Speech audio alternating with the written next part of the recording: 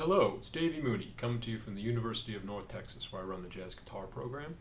I'm a Benedetto artist, Sunnyside Records artist, got my 5 Sunnyside CDs. The latest is way back, but there's a new one coming out in January. It's going to be called The Word. I got 2 Mel Bay books, Personalizing Jazz Vocabulary, Into the Labyrinth, An Anatomy of Position Playing for Jazz Guitar. Working on a new one on jazz phrasing. I don't really have a title yet. I'm trying to come up with a snappy, snazzy title about jazz phrasing, personalizing jazz phrasing. I don't know. But it's in the works. I've done the recording session with the backing tracks and all that good stuff. Just got to polish it up, compile it all together. But yeah, and it's, let's see, it's October, early October here in Denton, Texas. Super hot outside, which is kind of a drag. But yeah, just getting through it. The sabbatical semester, getting ready for the Arts and Jazz Festival starting this weekend. But that's not what I want to talk about today. I actually want to talk about another uber standard, y'all. Henry Mancini's Days of Wine and Roses. And I recently did Dreamsville, another Mancini tune that's maybe a little more obscure. But Wine and Roses is probably one of the most played tunes, like on social gigs. And yeah, there's so many great recordings of it going back to the 60s, because I believe the movie is from 1960. And it's funny because I remember when I first learned this tune, it always kind of seemed like a happy little song. And we would play it kind of mid-tempo. And I guess I didn't really understand what the song was about until I saw the movie, and then I was like, dang, Days of Wine and Roses is not sort of, I don't know if it's an ironic title, but it's definitely like not all happy. It's one of the saddest, most depressing movies I've ever seen. But it's a wonderful movie. Jack Lemmon, Lee Remick, great music, great performances. And yeah, about alcoholism. But yeah, I was thinking about how I first learned this song, definitely out of the real book, and how a lot of it, from a pedagogical standpoint, a lot of what we talk about with this tune is, and by the way, almost every version, I didn't look, I mean, there's so many versions, but every version I went through was in the key of F, including the suite from the movie that I saw on YouTube, the original, I guess it's over the credits, because I remember the credits of the movie started and they immediately like sing the song, the vocal with the lyrics, so I guess the lyrics were there from the get-go. But I remember that, it was kind of all about F major, E flat 7, and it was kind of a way to teach people about the Lydian dominant scale, the idea that over E flat 7, sharp 11, the second chord of that song, you can play B flat melodic minor, and it fit very neatly with the melodic minor mode project of jazz education in the 80s and 90s when I was coming up, which, I've said many times in this video, I'm not like too cool for school, and I think the melodic minor modes are great and very useful, and they do actually occur in nature. But one of the great shocks to my system when I started particularly, I remember I had to transcribe Wes Montgomery's version of the Days of Wine and Roses for when I was auditioning to be in the Thelonious Monk Institute. I believe it was the first round where you had to submit a bunch of stuff. I had to play an a cappella version of 4-in-1. I had to do, I had to do so much stuff. I think I had to play Countdown. And one of them was perform a transcription of Wes's version of Days of Wine and Roses, and I played the whole thing, including the melody. And something that you notice is that he goes like, the first chord is major 7, and then the second chord is also major 7. And I was like, wow, E flat major 7, man, silly Wes, he must have, changed it. And then I started listening back to, because, Joe Pass has a great version on Catch Me with his acoustic guitar. And his second chord, I mean, it's not always major 7 necessarily, but a lot of the time I think it's E flat 6, 9. And you definitely don't hear that D flat. And that's not to say that you can't play that sound, you know.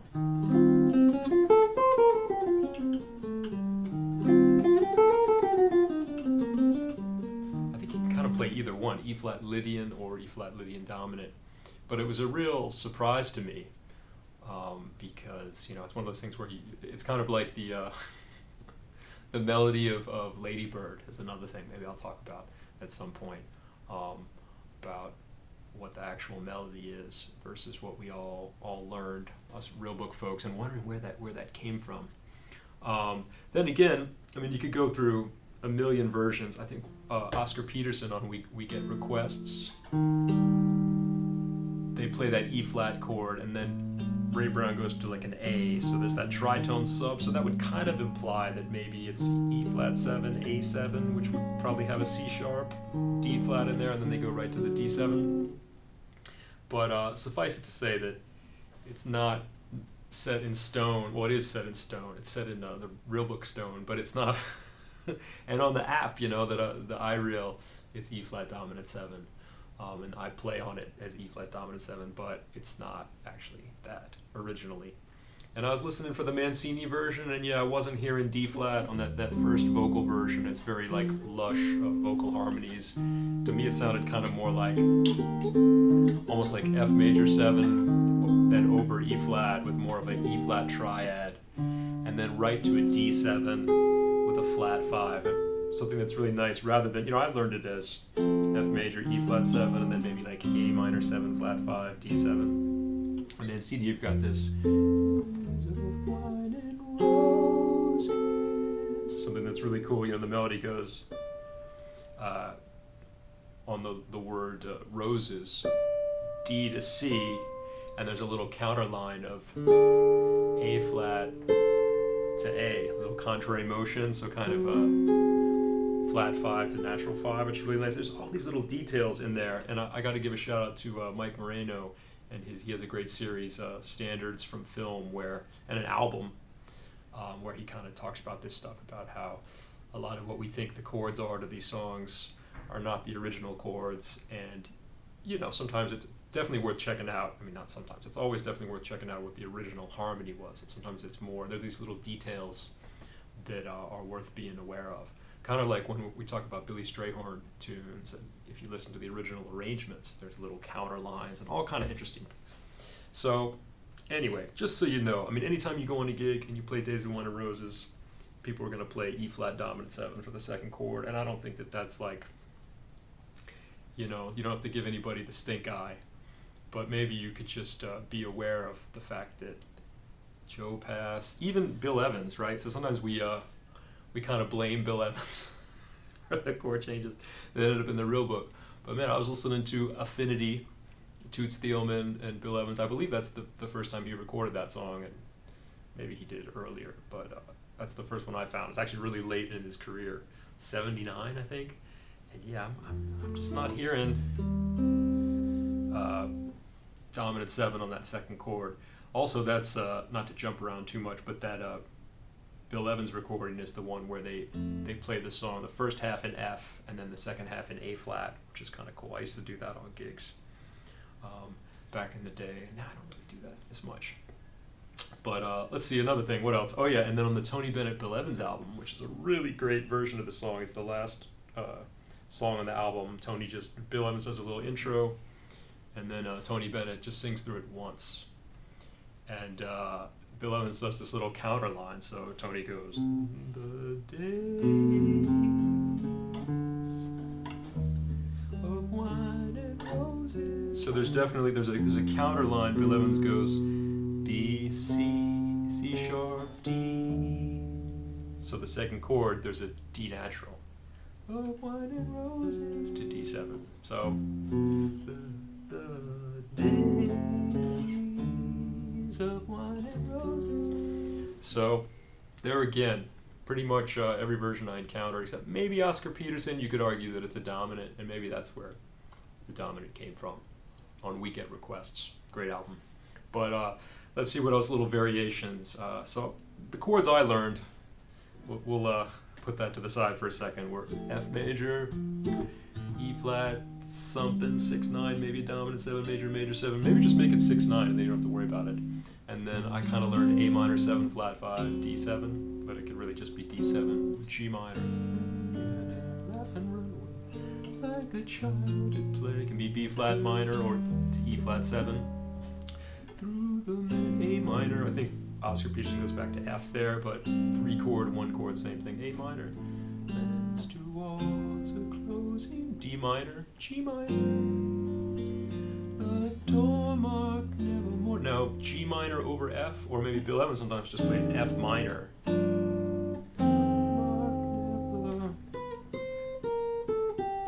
Somehow he gets away with that. I don't know if they play A natural in the melody, but definitely on the Toots Thielman he's playing an F minor. And then here, I learned E minor 7 flat 5 for 2 beats, A7 for 2 beats, D minor for 2 beats, G7 for 2 beats, and G minor for a measure, C7, and that's the first half. And there's definitely some variation there. I believe, let's see. Some people go, I think Oscar Peterson goes, he kind of gets to the D minor a little earlier than Bill Evans gets there. What does Wes Montgomery do? This is where the little variations start. Wes actually goes through the A minor, G minor, C sharp diminished, D minor, G minor 7. And I think he plays like C7 there. Then E minor 7, A7, B flat 13, A flat 13, G 13, G minor, A minor, B flat minor, C7. So there's a variation, and Wes does it as a ballad, maybe bringing out some of the more sort of darker side of the tune on the great album Boss Guitar. And like I said, there's little variations on the Mancini, the original. It goes, that will answer towards a closing door. What does he do? I think it goes down G minor or F maybe, but then he goes, that wasn't there. So they go kind of, instead of D minor, they go D minor 7 flat 5, G7, G minor, which is kind of cool. So you could do that when you're playing it if you want to do something fancy with your friends. You go, the door marked nevermore, that wasn't there before. Just little, layers of harmony and interesting little sophisticated notes and things like that you could throw in there, sprinkle in there. But yeah, a lot of variations. What else? I wrote a bunch of them down, and now this always happens to me. I'm trying to remember who did what after going through anyway. So then the second half of the song, and at that point, like I said, Bill Evans with Toots Thielman goes, instead of G minor C7, he goes kind of G minor, A minor, B flat minor, E flat 7, and then does the second half in the key of A flat.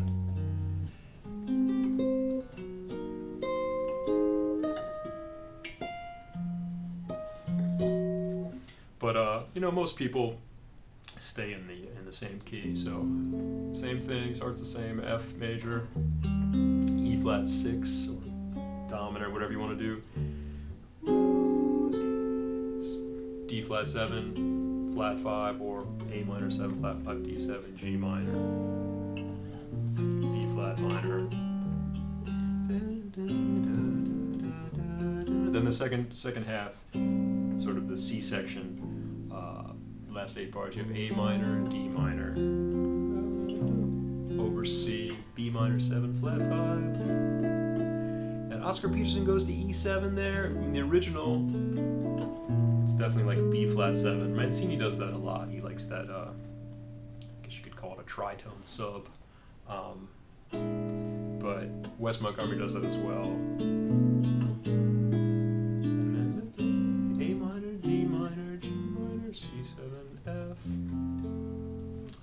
So anyway, and like I said, that's pretty much, I think, if you play those chords, you'll be good on your social gig or whatever, however you want to do the song. But in terms of improvising, now that I'm not sure what the second chord is, I kind of find myself occasionally trying to play it as a major 7, just because, what is Wes? I remember the Wes.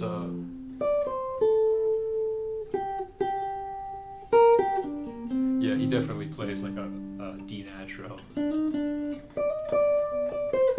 It's been a long time since I played that solo, but it's such a masterpiece. Wes's version of that, it's like a perfect solo. So sometimes.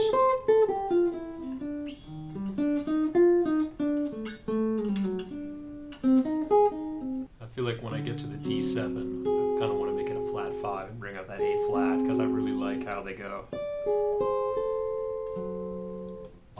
on the original score, and then G minor. See, then if you make the E flat a major 7, when you get to B flat minor, that C sharp kind of comes as a surprise. We've had that before the A minor, so that's kind of an argument for making it E flat major 7 the first time. So G minor. And then if you want to play melodic minor there, satisfy your 80s and 90s jazz education, Jones. A minor, D minor. Yeah, sometimes after the G minor, rather than G minor over F or F minor, I kind of want to make it C7, I guess because that's what Wes does. And I definitely go like, in terms of harmonic rhythm, I definitely think of it as A minor, D minor, G minor, and then the 2/5 kind of condensed, D minor, G7, G minor. Although I've played with people that go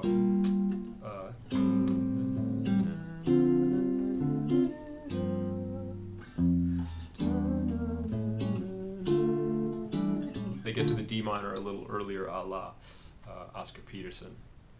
So I don't know.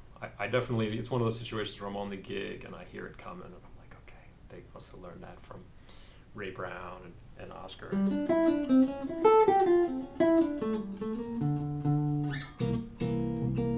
the second half.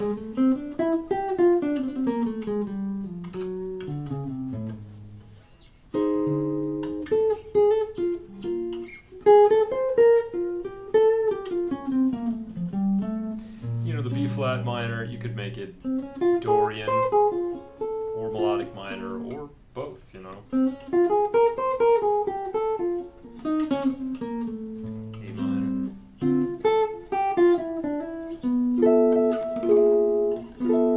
On the, B minor 7 flat 5, sometimes it's fun to put a natural 9 on that chord.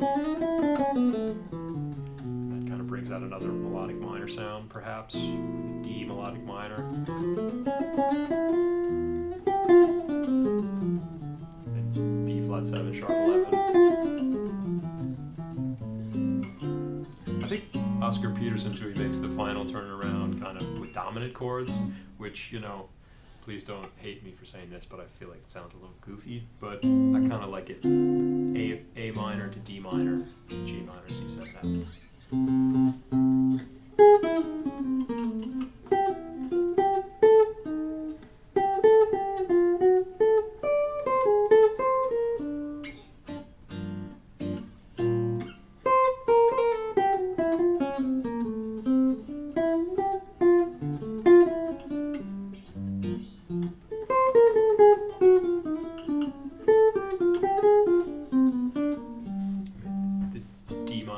minor 7 flat 5.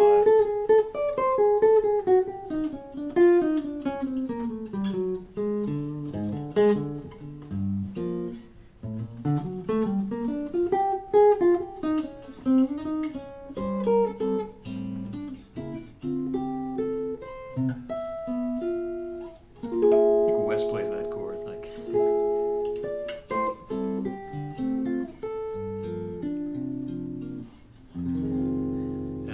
Tony Bennett, Bill Evans album, he does a little coda, and then I remember he ends on like an F minor at the end, and that's how the Tony Bennett, Bill Evans album ends. Anyway, so I'm gonna play a few choruses on this song with the I reel changes. I didn't mess with them too much because I feel like these days that's what people are gonna play. anyway, that's kind of where we're at with the music, and that's okay. I'm not trying to hate on anybody, but check out some different versions and see if you find any that from back in the day that play E flat dominant 7 for the second chord. So anyway, all right. Hope you enjoy it, y'all. Days of Wine and Roses.